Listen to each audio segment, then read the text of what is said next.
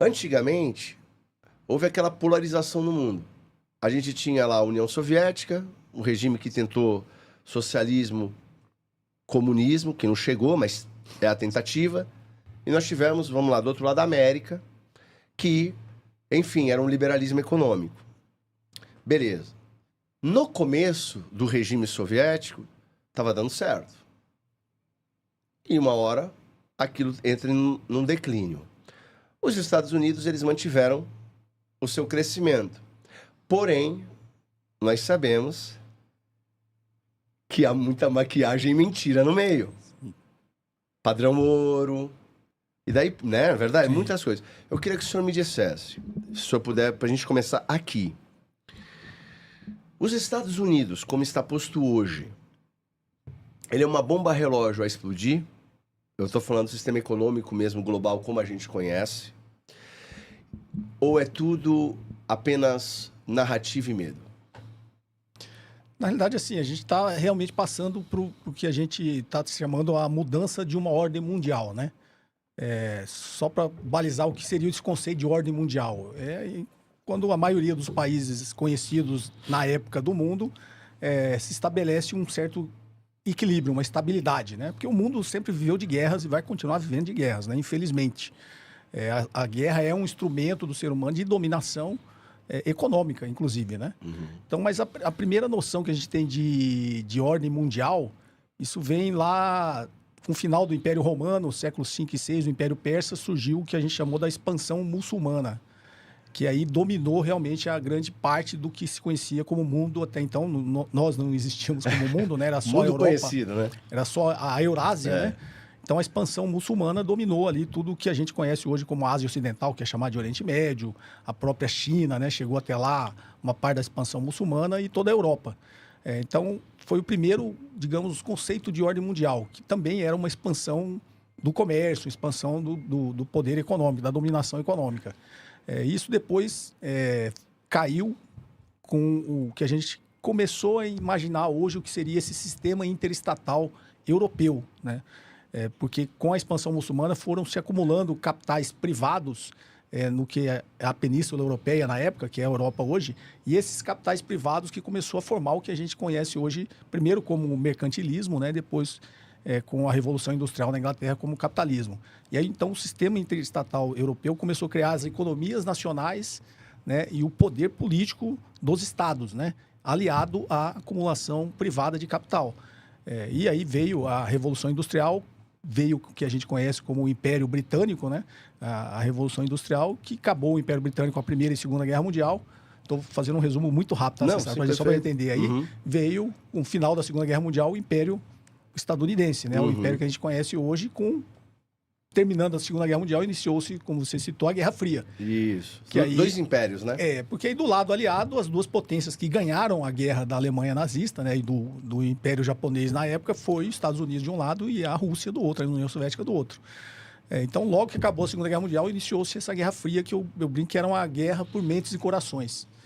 Destruímos toda a Europa, toda a Ásia para ganhar a guerra. Vamos tentar reconstruir o mundo, isso sob o ponto de vista do capitalismo estadunidense, porque ele precisava de mercados, né? Não adianta eu sair uma potência aqui e não ter para quem vender. E aí criou-se essa briga por mentes e corações. Bom, agora quem vai vencer, né? O socialismo da União Soviética ou o capitalismo dos Estados Unidos? Iniciou-se essa Guerra Fria e uma guerra que eu brinco que é por mentes e corações, né? Quem que a gente vai convencer dessa população? Porque logo depois do final da Segunda Guerra Mundial, iniciou-se uma série de revoluções comunistas, né? Inclusive a da China, em 48, 49. Foi uma revolução que deu certo, né? A revolução camponesa do Mao Tse-tung. E começou-se outras revoluções. No Vietnã, que teve a Guerra do Vietnã para não permitir. Na Coreia, teve a Guerra da Coreia para não permitir. Cuba, né? Cuba, teve a Revolução Cubana, que hoje, infelizmente, há mais de 60 anos, eles sofrem, né? Um embargo econômico severíssimo, né? E por ser uma ilha sem muitos recursos naturais, eles realmente sofrem, né? A resiliência do povo cubano, assim, é admirável, né? Frente ao poderio que tem os Estados Unidos, né? Não só econômico, como militar, né? Que, inclusive, deve virar alvo agora, né? Depois que se solucionar isso que a gente chama de conflito do Irã, O próprio Donald Trump já falou que o próximo alvo é Cuba, né? Ele vai para cima de Cuba, infelizmente, né? E Cuba não vai ter muitos recursos, assim como teve a Venezuela, né? Para resistir a uma investida dos Estados Unidos. Então, com a Guerra Fria iniciando, essa briga por meios dos corações, o capitalismo, no limite, foi a guerra. Os Estados Unidos foi a guerra para evitar as revoluções socialistas, mas, sob o ponto de vista econômico, eles criaram o que a gente conhece como o estado de bem-estar social, que é conhecido como a era de ouro do capitalismo, né? Depois do final da Segunda Guerra até o início da década de 70, quando acabou o padrão ouro.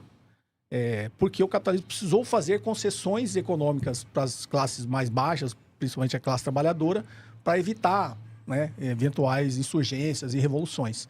Então, o capitalismo foi um momento que o capitalismo decidiu dividir uma parte daquilo que ele estava acumulando. Eu não preciso, sei lá, ter 100 milhões de lucro. Posso ter 50 e outros 50 eu distribuo.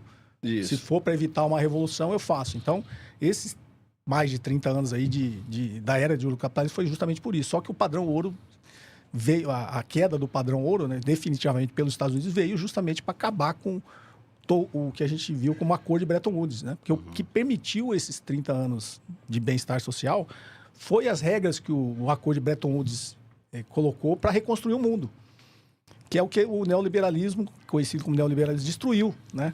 Porque, imagine, para reconstruir o mundo, tinha capitais privados acumulados no final da Segunda Guerra Mundial. Então, a forma que o mundo, e aí liderado pelos Estados Unidos, pela Inglaterra, né, encontrou para obrigar esse capital, esses excedentes econômicos que existiam, a ser investido na reconstrução do mundo, foi proibir especulação. Então, regras básicas que eles colocaram no Bretton Woods o capital só pode ter fluxo de capitais na economia real.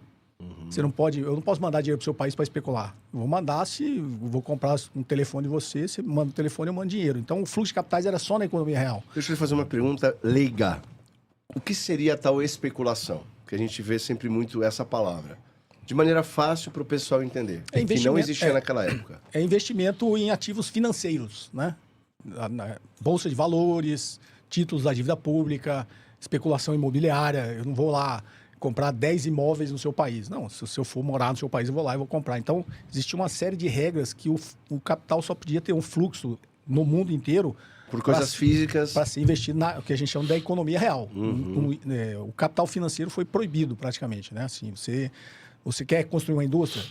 Vai construir uma indústria. Você quer ser um rentista, né? Como é o caso de hoje, você não vai poder. Então, Bretton Woods botou isso como regra e botou também a regra de a taxa de juros que os países vão praticar vai ser abaixo da taxa de inflação.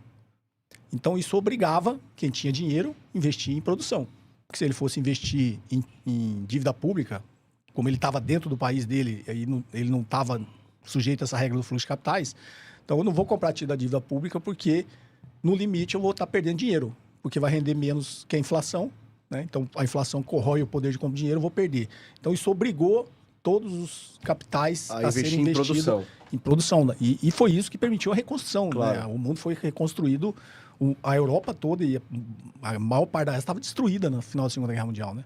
Eu falo, nós aqui ficamos ilesos, né? A grande potência que era os Estados Unidos, imagine, ganhou a Segunda Guerra Mundial e não teve nenhum dano ao seu território, ao seu parque industrial. A Rússia foi destruída. A Rússia foi completamente destruída, né? Sim. Então, foi isso que E aí que o neoliberalismo veio e inverteu isso, né? O neoliberalismo foi a ascensão do capitalismo financeiro. Agora, todo o capital privado que está acumulado, a gente vai desregulamentar totalmente o mercado financeiro, foi o que levou à crise subprime, tirou toda a regulamentação sobre o capital financeiro, tirou essas regras o fluxo de capitais agora é livre, né? Que ficou conhecido como consenso de Washington, né? Os estados não podem gastar mais do que arrecada, que é o discurso da austeridade fiscal, né? Sendo que eles gastaram para isso, né? E gastam até hoje, né? Não só a Inglaterra durante o Império Britânico, mas os Estados Unidos e a própria China. Sim. Eles só cresceram porque o Estado gastou mais do que conseguia arrecadar. Sim. Entendeu? Então, o consenso de Washington inverteu toda essa lógica e se você tem estatais, você tem que privatizar. Né? Basicamente, o consenso de Washington privatiza tudo que é do Estado, meta fiscal, tem que ter austeridade fiscal, livre fluxo de capitais, livre comércio. Né? Eles proibiam, de certo modo, você ficar levantando barreiras protecionistas. E uma forma de fiscalizar tudo isso foram as instituições criadas no pós-guerra. né, que a gente conhece como as instituições multilaterais, Banco Mundial, FMI, OMC, OMS, tudo foi criado tudo com a bênção e coordenação dos Estados Unidos, né? Tudo que ele está derrubando agora, né? Tem uma frase famosa, eu estava até de manhã num compromisso, né? Fui ver a dissertação de mestrado num grande amigo meu, estava lá na banca também, o professor Beluso, né? E é legal esses eventos que são só intelectuais, eles lembram, né, de coisas assim da história, que inclusive é um professor que conheço também, o Zé Luiz Fiore, ele tem um livro excelente, chama Uma Teoria do Poder Global, e ele estuda muito esse assunto de guerra e paz e poder, né? Então, o Fiore é professor lá da UFRJ. E aí o Fiore, ele tem essa teoria, né, que quando o hegemon ele é necessário para tentar estabelecer uma estabilidade, mas quando ele estabelece essa estabilidade no mundo, pela sua hegemonia, ele se torna tão poderoso que ele passa a ser o agente da instabilidade, né? E o Fiore escreve isso há muito tempo, e é exatamente o que está acontecendo agora, né?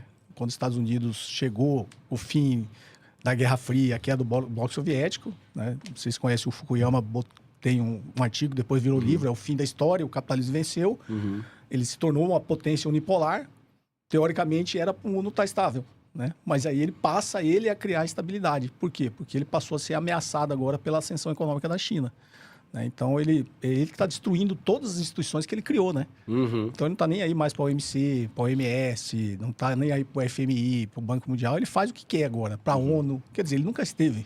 Sim. Ele nunca se sujeitou às determinações da ONU. De manobra, né? É uma instituição para criar estabilidade para os outros, Pros né? outros. Não para mim, né? Para colocar limitações nos outros.